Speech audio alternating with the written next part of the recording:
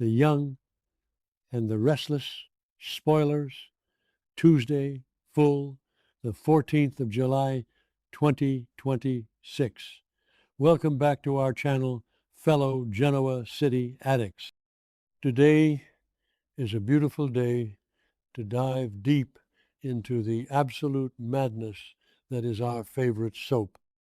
Grab your coffee, tea, or maybe something stronger, because we have a lot to unpack from this week's jaw-dropping drama.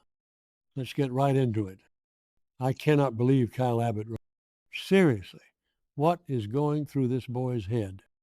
I am typing this up so late at night because my brain is just buzzing with the sheer audacity of Kyle thinking he can play in the big leagues with the likes of Victor Newman and Patty Williams. I mean, we all know Kyle wants to avenge his parents.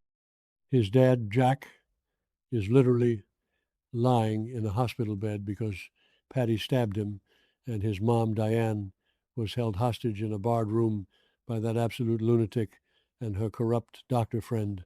But going to Victor Newman and giving him a piece of his mind, and then ignoring Victor's literal warning shot? Kyle, honey, you are not built for this. You are an Abbott, yes, but you are not Victor Newman. You are playing with fire, and you are absolutely going to get burned. And then, because confronting the mustache wasn't enough to satisfy his ego, Kyle actually goes to the jail to visit Patty Williams. Patty, the woman who is completely, violently unhinged. You're not the Abbott I expected, she says to him when he shows up at her cell. Of course she expected Jack, because she is obsessively, delusionally fixated on him. But Kyle thinks he can make a deal with her. What kind of deal do you make with a woman who partnered with Dr. Markham to kidnap your Aunt Ashley's daughter and grandson? Patty and Markham literally snatched Abby and Dominic just to break Ashley, and Kyle thinks he can just waltz into a visitor's room and negotiate with a terrorist. I'm sorry, but this is the most foolish thing I've seen him do in years. Wait, I'm getting ahead of myself. Let's just remember that Victor is the one who unleashed Patty to wreak havoc on the Abbotts in the first place. Kyle is trying to outsmart the puppet and the puppet master at the same exact time. It is not going to end well for him. Okay, back to the hospital. Can we talk about the emotional whiplash of Nikki and Victoria visiting Jack?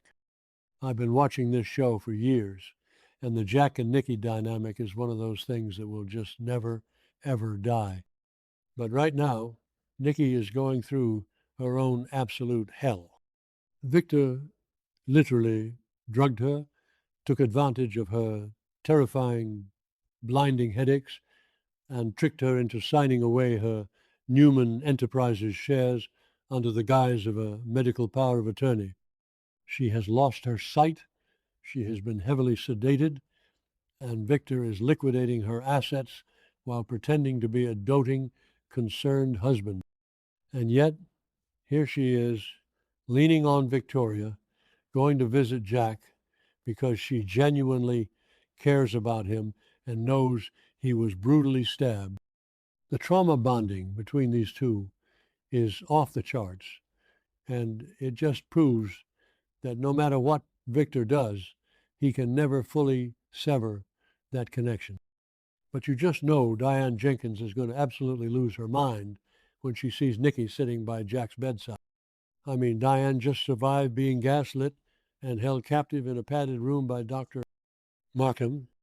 She is traumatized, she is defensive, and she is already furious at Jack for that whole blackmail situation where Patty demanded sex from him in exchange for Diane's location.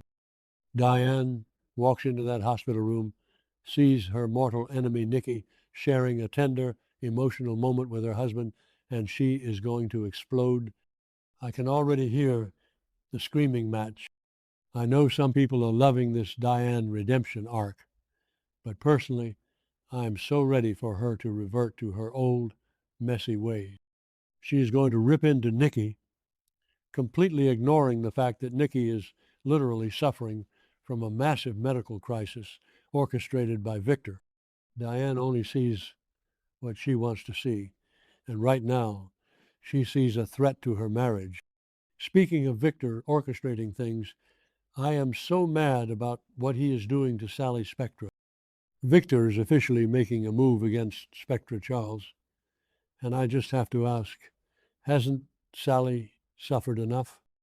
This poor woman just went through the most horrific tragedy imaginable. Billy Abbott, fueled by his own toxic insecurities and Jill's constant vicious meddling, doubted the paternity of her baby. Sally fled in a blinding rainstorm, crashed her car, and suffered a devastating miscarriage. She lost Ava, and now she's lost another baby. She is broken, she is terrified, and she is drowning in grief. And Victor decides now is the time to ruthlessly attack her company. It is sick. It is classic Victor, but it is deeply, profoundly sick. So, of course, Sally is lashing out. She is furious. And who does she blame? Adam and Chelsea. She corners them and accuses them of sabotaging her company on Victor's behalf. And honestly, I don't completely blame her for being paranoid. Adam and Chelsea have a long, painful history of ruining her life. Remember when Adam slept with Chelsea in Baltimore, completely betraying Sally and breaking her heart? Yeah, I haven't forgotten, and neither has Sally. Chelsea always acts so high and mighty, questioning the ethics of Victor's AI framing of Phyllis. But when it comes to Sally, Chelsea is always somehow in the middle of the mess. Sally is looking at them and seeing the ghosts of her past trauma. Do I think Adam and Chelsea actually helped Victor sabotage Spectra Charles? Probably not. Adam has been way too busy dealing with Nick's drug overdose and playing babysitter to Matt Clark at the ranch on Victor's orders. And Chelsea just got back from Vegas, where she caught Adam kissing Riza. So they have their own messy Chatham drama to deal with. But Sally is in immense pain, and when you are in that much pain, you look for the people who have hurt you the most in the past, and you point the finger. I just hope Audra steps up and helps Sally fight back, because Sally cannot take another loss. She is hanging by a thread, and if she loses her business too, I don't know if she will survive it. Now, let's pivot to the absolute joke that is Matt Clark.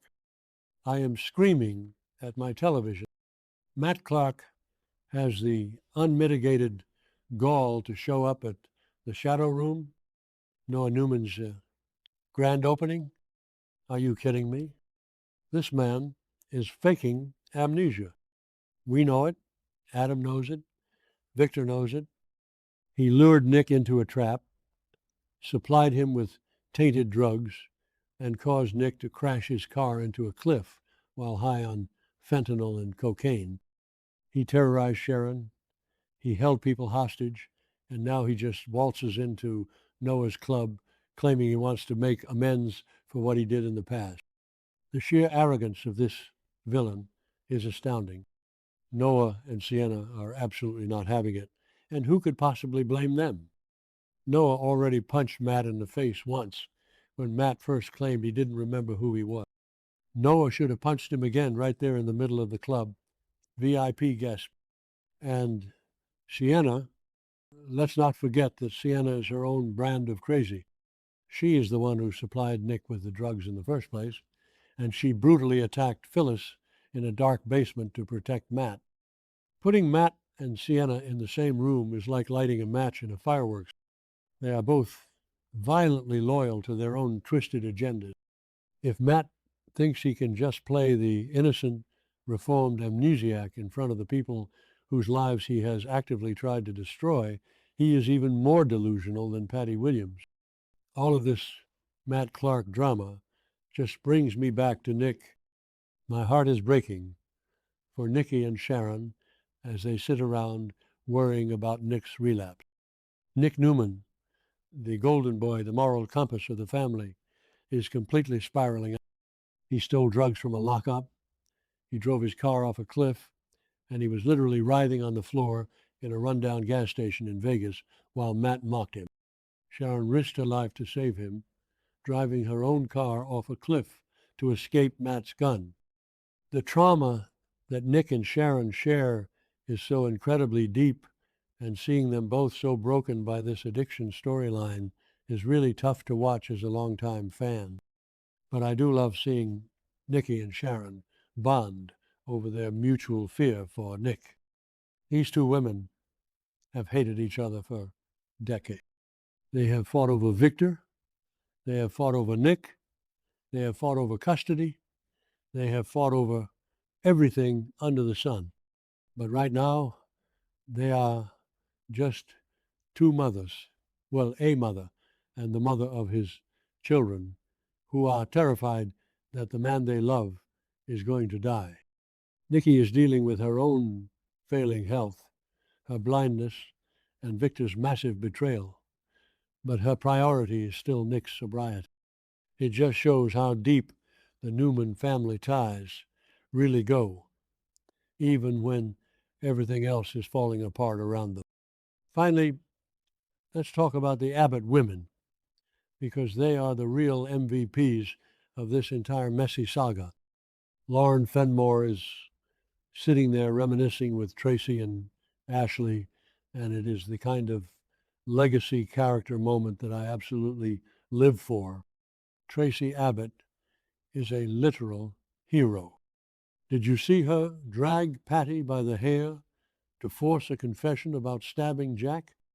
Tracy is usually the sweet, diplomatic writer, the peacemaker of the family, but she went full beast mode to protect her brother and clear Diane's name.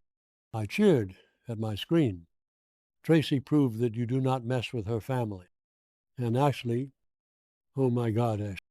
She was forced back from a peaceful life in Paris, and now her daughter Abby and her grandson Dominic have been kidnapped by Patty and Dr.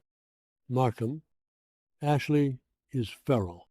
She is completely unhinged, and I am here for it. She is a strong Abbott woman who has built empires and survived Victor Newman's worst plots, and she is not going to let a delusional psycho like Patty take her family away. Lauren is just trying to be the supportive friend, remembering the good old days, but there is no time for nostalgia when your family is under attack. Ashley is going to rain down hellfire on anyone who touched Abby and Dominic. So where does this leave us? Kyle is making deals with the devil in a jail cell, thinking he's smarter than he actually is. Victor is shooting warning shots and destroying Sally's business while his wife goes blind. Jack is in a hospital bed recovering from a stab wound, with Nikki holding his hand while Diane prepares for a nuclear meltdown. Matt Clark is playing sick psychological games at a nightclub with people who want him dead, and Nick is fighting for his life against a brutal addiction. I swear this show is going to give me a heart attack, but I cannot look away. The writers are weaving all these traumatic historical storylines together, and it feels like a massive powder keg is about to explode in Genoa City. Will Kyle's arrogance get him killed by Patty? Will Sally finally catch a break, or will she burn Spectre Charles to the ground herself? Will Matt Clark's fake amnesia be exposed before he hurts anyone else?